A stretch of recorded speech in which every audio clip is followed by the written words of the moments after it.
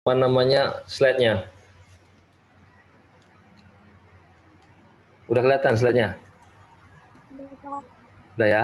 Nah ini tadi saya bilang, saya ingatin lagi ya.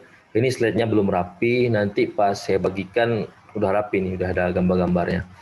Oke, sekarang masuk lagi di MK mitigasi bencana pesisir dan lautan pertemuan ke-11. Nah, pertemuan 11 itu sebenarnya pertemuannya hari ini. Hari ini 11. Emang di mata kuliah lain udah pertemuan ke berapa? Ada yang tahu nggak?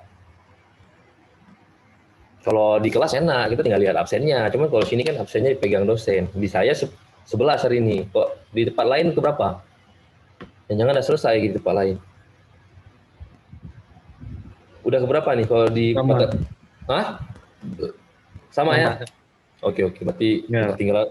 nggak tinggal kali lah. Nah, materi yang ke-11 ini kearifan lokal menghadapi gempa dan tsunami. Nah, di sini maksudnya itu kearifan lokal itu atau local wisdom. Wisdom itu ini apa namanya?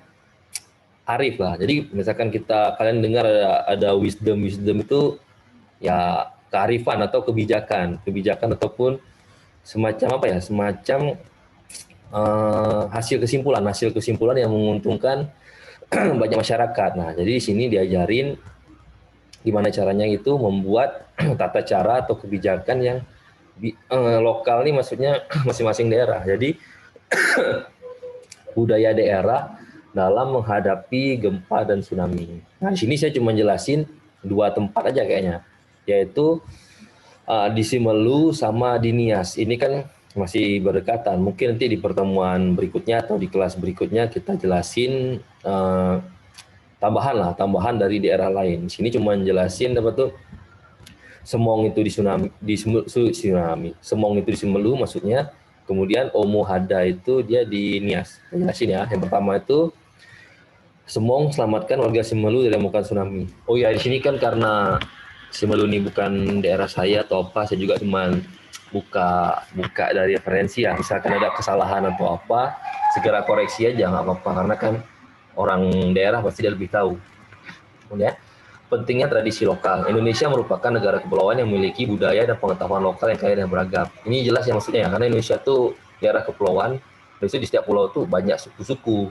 Nah, kalau banyak suku-suku ya kebudayaannya beda-beda lagi. Kayak di Aceh aja, ya, budaya di Barsela sama di timur sana sebenarnya agak beda. Kemudian budaya di daerah yang di Aceh Tengah juga beda-beda. Apalagi se-Indonesia pasti ada banyak. Dan kearifan lokalnya beda-beda. Kemudian sini pengetahuan lokal tersebut lahir sebagai wujud dari adaptasi masyarakat dengan perubahan lingkungannya. Nah, maksudnya itu kan setiap ada gempa, tsunami, ataupun juga ada kejadian apa, setiap warga itu ataupun pemimpin-pemimpin daerah itu dia bikin kebijakan. Oh, daerah kita seperti ini loh budaya cara cara menghindari gempa, ataupun kalau ada gempa kita harus kayak mana. Cuman biarpun di daerah ini ada strategi mitigasi berbasis kearifan lokal, yang di nasional juga ada. Nasional tuh mungkin melalui BNPB ya, BNPB, Badan SAR, atau apa dia menentukan sendiri kayak mana jalur evakuasi kalau ada gempa, tsunami, itu juga cara penyelamatannya.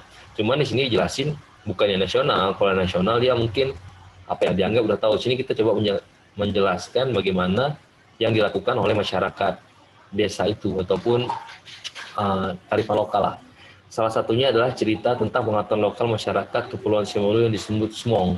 Nah, mereka mungkin sebenarnya Smong, kita nggak pernah dengar ya, karena bukan apa ya, bukan daerah kita. Nah, sini pada tahun 1907, sekitar seabad yang lalu atau 100 tahun yang lalu, tsunami pernah menghampiri Simelu, korban jiwa cukup banyak. Nah, maksudnya tahun 1907 itu di Simelu itu ada tsunami, rumah hancur, harta benda lenyap, dan banyak kehilangan sanak saudara. Melalui adat tutur, kearifan lokal, dan cerita turun-menurun, membuat masyarakat Simelu selalu siap siaga jika waktu Semong datang. Nah, maksudnya di sini kan, dulu ada kejadian tsunami yang banyak korban itu, nah masyarakat Simelu tuh dia bikin apa ya, suatu aturan atau kebijakan atau budaya untuk biar nggak terjadi lagi gempa itu. Ini kok nggak next ya? Oke, macet. Alah. Alah, bentar ya. Macet. Maksud, aduh, jelasnya susah. Bentar ya. Macet pula.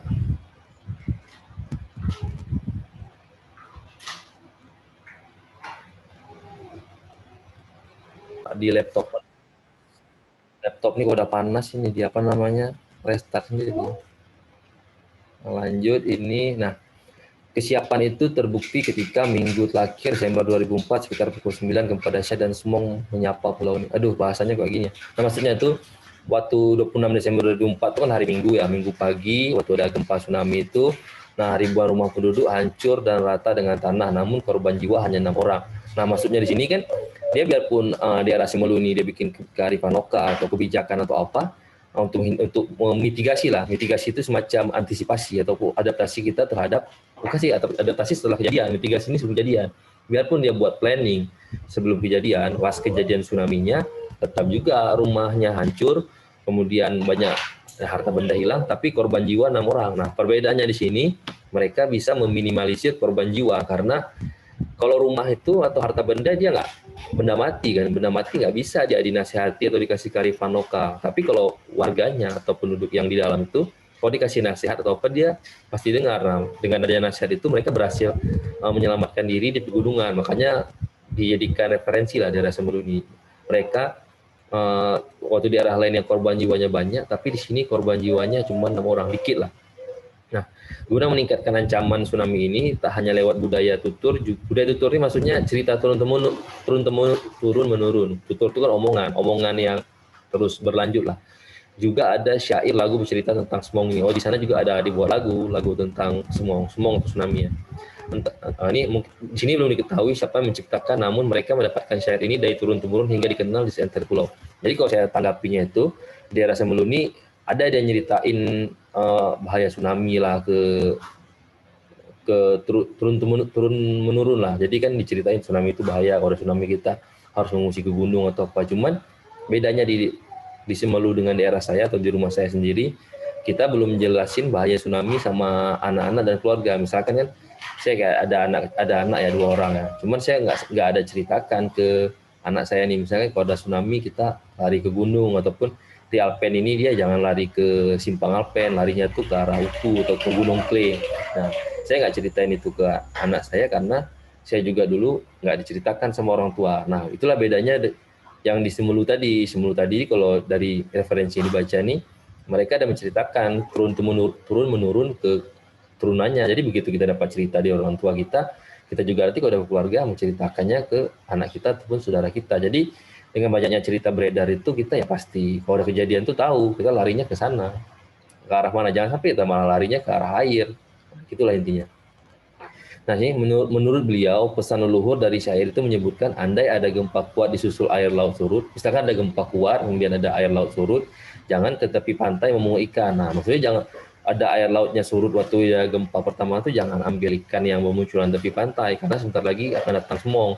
Nah, jika itu terjadi, berlarilah ke arah gunung yang makan diri. Nah, kalau ada gempa, habis itu airnya surut, di sini orang pinggir pantai ya, oh lihat ada ikan mudah ditangkap atau ikannya ya gagal melarikan diri ke air, jangan ambil ikan, pergi terus ke gunung, ntar lagi bisa jadi tsunami.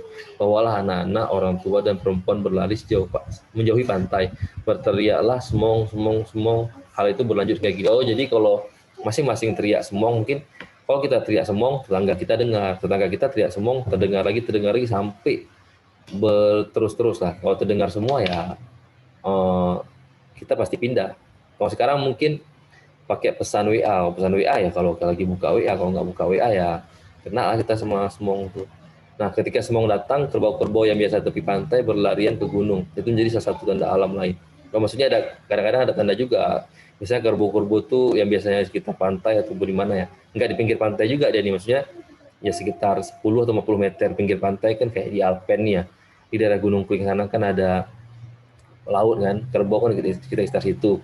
Kalau kita main di Penaga Pasi itu, nah, kalau ada gempa dia bisa lari dia menuju ke ujung Taruh Darat. Nah, itu udah harus dipikirkan, kenapa kerbau-kerbau ke arah sana ya habis gempa? Oh, kayaknya tadi ada tsunami. Gitulah, mereka ngajarin tanda-tanda kayak gitu.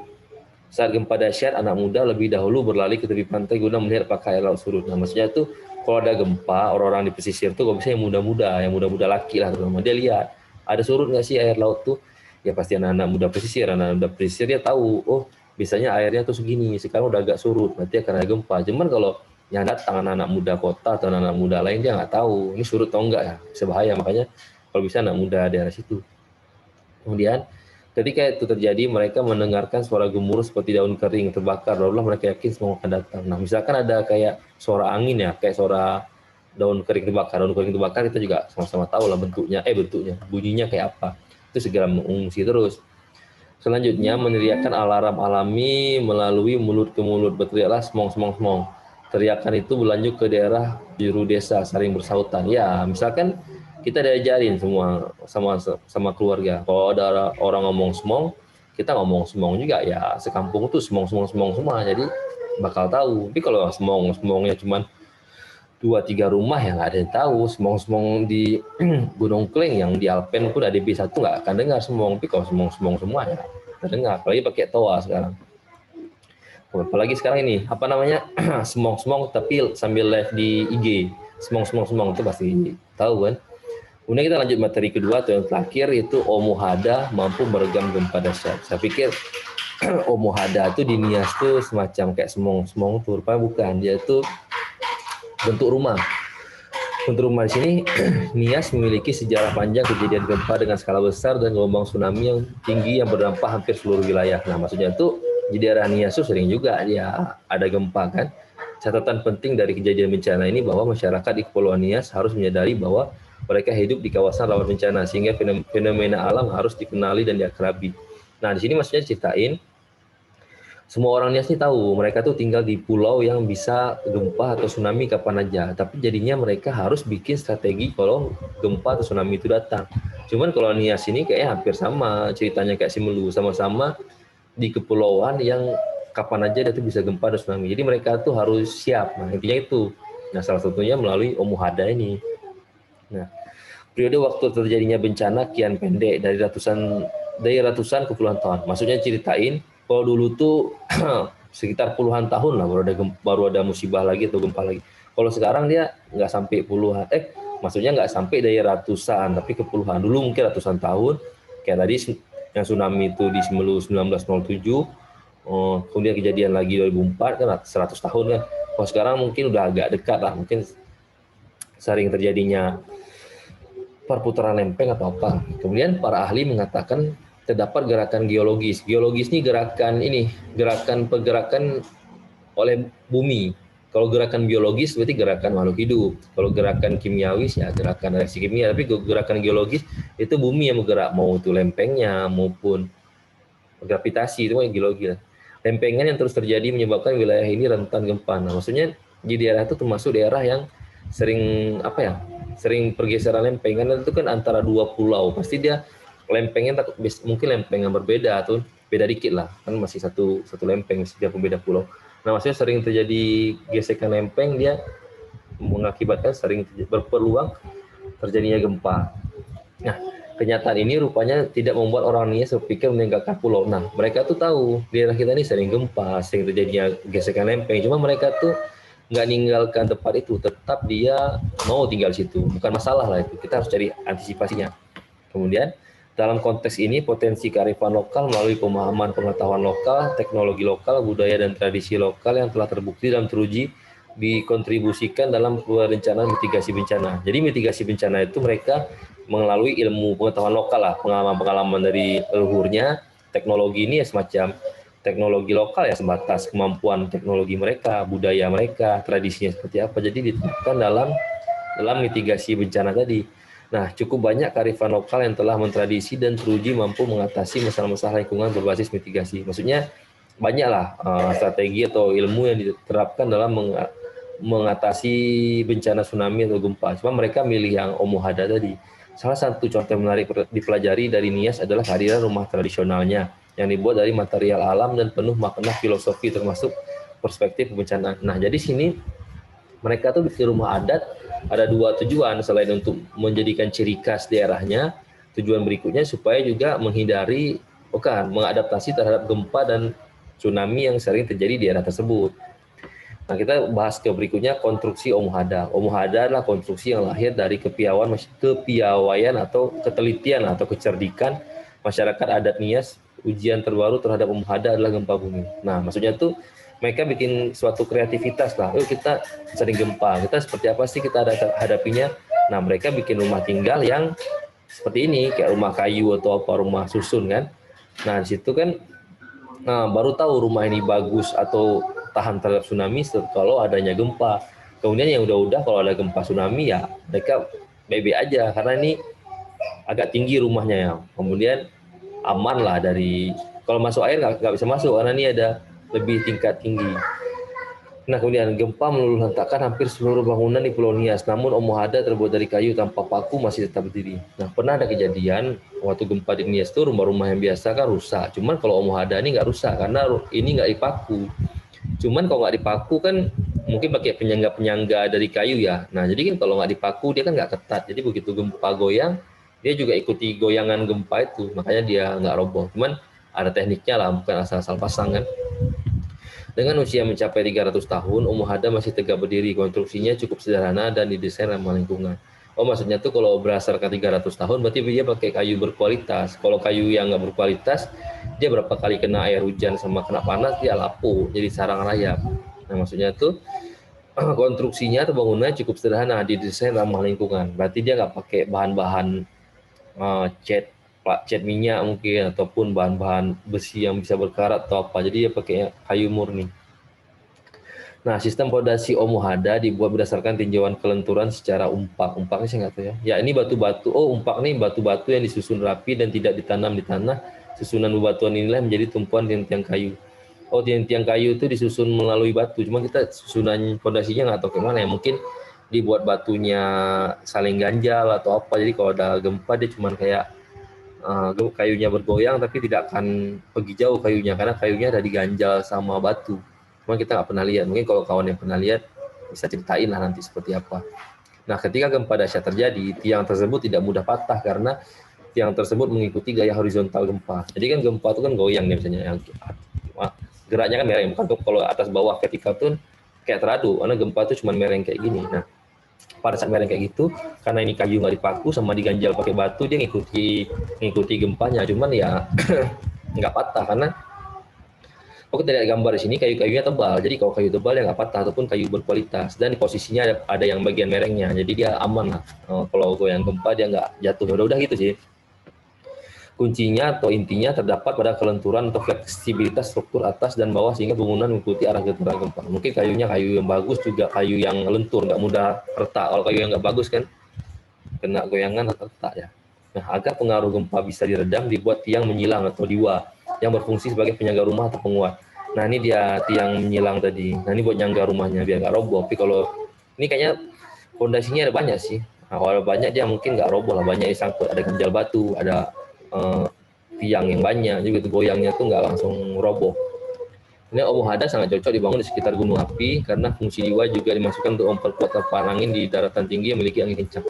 Maksudnya tuh bukan dibangun di gedung api, tapi dibangun daerah yang berada di daerah cincin api lah. Kita jelasin di pertemuan sebelumnya itu kan di daerah khatulistiwa tuh ada yang berada di sekitar cincin api. Nah, cincin api kebetulan mungkin Nias itu berada di daerah cincin api tersebut. Jadi cocok lah kalau dibangun Omohada tuh. Selain juga mereka tuh kalau kena angin kencang daerah pegunungan aman-aman aja karena rumahnya banyak celahnya. Jadi aman lah. Kalau rumah banyak celah, kalau seng-seng aja kan kalau kena angin puting beliung rusak. Tapi kalau ini kan aman.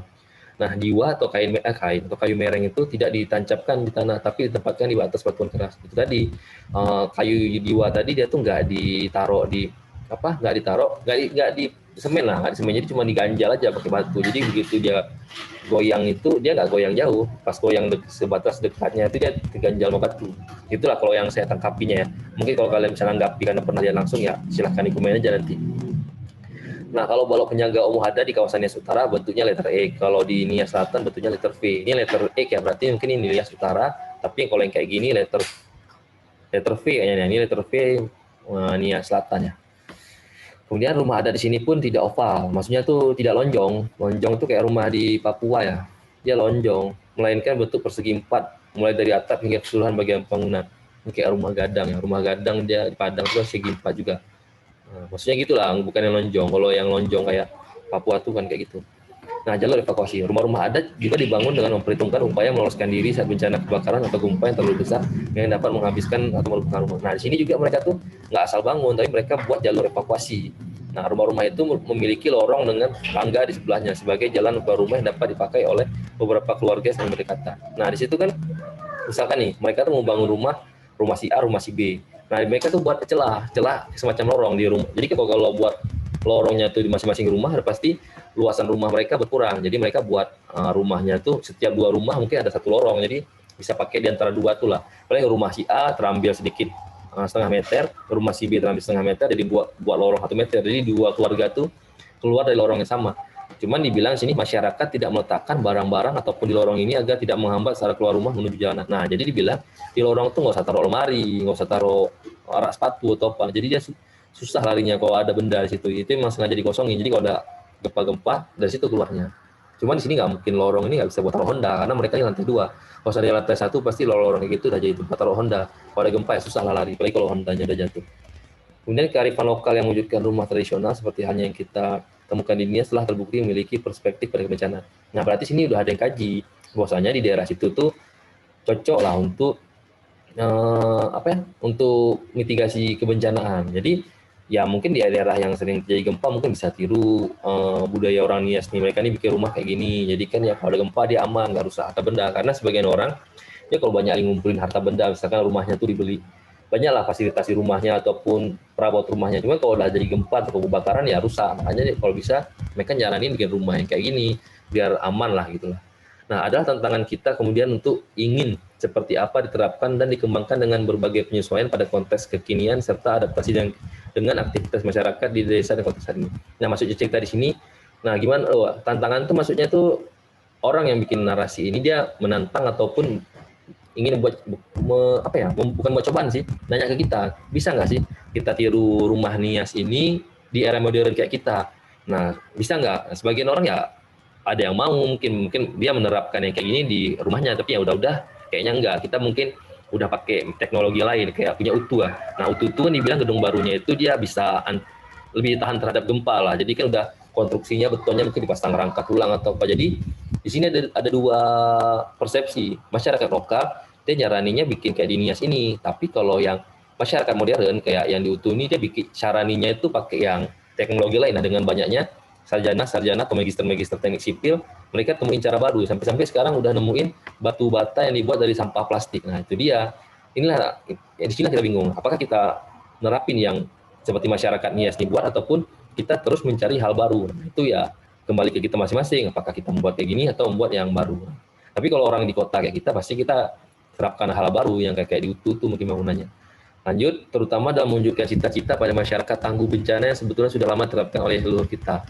Nah, jadi intinya poin terakhir ini, apapun yang ingin kita bangun, baik rumah Nias ataupun bangunan kayak di Utu itu, intinya tuh sama-sama kita ingin membangun bangunan yang aman dari gempa. Karena kan ya kita pingin selamat ataupun pingin harta benda kita nih nggak hilang. Karena kita kan kadang-kadang pas ngumpulin harta benda, terlalu banyak kita kumpulin, kalau bencana ya hilang juga tuh harta benda. Itulah intinya. Oke, materi yang kedua hari ini sudah selesai. Pertemuannya juga mungkin sampai di sini aja. Cuman sebelum ditutup, sambil nunggu ada yang bertanya, saya absen dulu ya. Di sini tadi yang udah kabari izin Firman ya, Firman karena dia ada penelitian. Lucy ada? Jelas Tria. Ada nggak ya? Lanjut dulu ya. Anita ada tadi, udah saya lihat. Anita. Ricky tadi ada suaranya. Sofi ada? Sofi tadi saya belum lihat. Sofi nggak lihat. Dulu Listi saya nggak lihat juga. Ahmad Basirin ada saya lihat. Santika tadi ada. Nur Rafni ada. Haikal nih belum saya lihat. Devia ada. Mary belum lihat. Pojan belum. Firma belum. Cut ada tadi si Cut. Cut ada. Nah, ini saya panggil yang belum aja ya. Lucy ada, Lucy. Oh, Pojan ada ya. Pojan. Lucy ada. Suaranya mana? Lucy sama Sofi mana? Lucy, Sofi, Listi. Kalau nggak lihat videonya ya nggak dianggap hadir, kecuali udah kelihatan mungkin nggak sempat bertanya terbatas jaringan atau berada di tempat umum ya nggak mungkin juga kita bertanya lagi ada pesta bertanya pula kita orang lagi pidato nikah kita bertanya nggak apa-apa tuh karena kan kita siapa nih panggil Firma ya. Listi lagi di jalan Pak. Tunggu ini Firma ada ya. Siapa ini siapa yang lagi jalan? Listi Pak. Berapa lama di jalan ya? Saya tadi scroll video nih. Nggak muncul kalau saya jalan terus. Dari Paling pagi. oh dia bilang PD. Dia Oh, gitu ya. Oke, nggak apa. Oh ya, kayaknya ikut penelitian ya, sama Firman ya. Oke, nggak apa-apa. ya, Pak. Listi, izin dulu berarti. Listi, Sofi ada, Sofi sama Haikal. Sofi, Haikal, Lucy, sama siapa nih yang belum? Aduh, siapa saya conteng tadi? Ada, Pak. Oh, Mahliga ini. Sofi ada ya? Tapi ada, Sofi. Pak. Tapi itu suara siapa? Coba bisa buka kamera, Sofi. Sofi. Mana si Sofi ini? Oh ya, ada. Takutnya suara orang. Sofi ada berarti ya. Si Lucy ya belum buka kamera, sama Haikal sama Mary. Sama Mahliga ini lagi. Pak. Coba suara dulu sebelum ini. Siapa yang belum tadi? Oh, Lucy dah ada ya. Lucy Lastia ada. Berarti yang belum nih Haikal, Mary sama Mahliga ini. Coba suara dulu biar kalian ada apa enggak. Mahliga ini, Haikal sama Mary mana nih? Ada, Pak. Oh, Mary ada. Mary. Mana Mary? Oke, berarti Haikal sama ini belum ya? Sama Mahliga ini ya? Ada yang lihat nggak mereka tadi? Mungkin saya tadi lagi ngajar, nggak saya scroll. Sebagian ada yang terlihat sih emang. Ada yang lihat nggak si Mahliga ini sama Haikal? Tapi video ya. Tadi ada Pak. Kalau Haikal nggak tahu. Haikal ada, Pak. Tapi yang kalian lihat orangnya ya, bukan namanya ya. Orang, maksudnya wajah. Nggak ini sempat hidupin kamera, Pak. Kalau ada yang lihat berarti saya percaya lah, karena kan saya nggak mungkin pantau terus, saya lagi ngajar ya. Mahliga ini ada. Ada yang lihat Haikal nggak? Videonya? Ada, Pak. Betul, lihat. Wah, video nggak dibuka itu takutnya cuma join doang. Paling nggak ada sempat lihat nggak? Sempat lihat dia nongol lah. Oh, berarti dia ada. Mungkin ya mesti dia pergi kemana atau apa. Kalau nggak itu kan siapa tahu orang lain yang hidupin tuh. Ada lihat Mary? Orangnya? Mary ya? Enggak, Pak. Cuma namanya. Ya, cuma doang ya, sama ke sini berarti. Oke deh, dihitung izin aja. Ada yang mau bertanya nggak nih sebelum ditutup? Ada yang mau di-questionkan sebelum ditutup? Jam berapa sih? Sebab ada yang nggak ada tuh kan? Ada yang ada nggak? Kalau nggak ada bilang nggak ada, nggak apa-apa. Kan saya tadi udah banyak jelasin ya. Misalkan nggak ada yang bertanya ya wajar, karena kan udah jelasin sama Bapak. Ya mungkin udah tahu. Pokoknya kalau sama-sama diam ya saya nunggu. Maksudnya kalau emang ada mau bertanyain bilang ada. Kalau nggak ada bilang nggak ada, nggak apa-apa itu. Ya namanya kalau orang disuruh bertanya, kemudian dia nggak bertanya, ya nggak ada kan hukumannya. Kecuali kita buat di kontrak kuliah, yang nggak bertanya kena hukuman. Kita kontrak kuliahnya nggak kayak gitu. Kayak mana nih, baru satu orang yang bilang nggak mau bertanya. Yang lain gimana? Ada, Pak. Ada, Pak. Oh, nggak ada, semua nggak ada ya? Nggak ada, Pak. Oke, kalau nggak ada nggak apa-apa. Nah, berarti kita akhiri aja materi hari ini. Nah, semoga materi hari ini memberi manfaat. Kalaupun nggak memberi manfaat, setidaknya memberi pengetahuan kepada kalian supaya nanti kalian bisa menerapkannya di kehidupan sehari-hari. Walaupun ya intinya bisa ngerjain soal di UAS, cuman bukan itu sih. Intinya itu kalian terapkan di kehidupan sehari-hari di masyarakat lah. Kemudian saya juga minta maaf apabila waktu saya menjelaskan tadi ada tutur kata yang tidak sopan, itu saya mohon maaf. Nah, sekian dari saya. Assalamualaikum warahmatullahi wabarakatuh. Waalaikumsalam warahmatullahi wabarakatuh.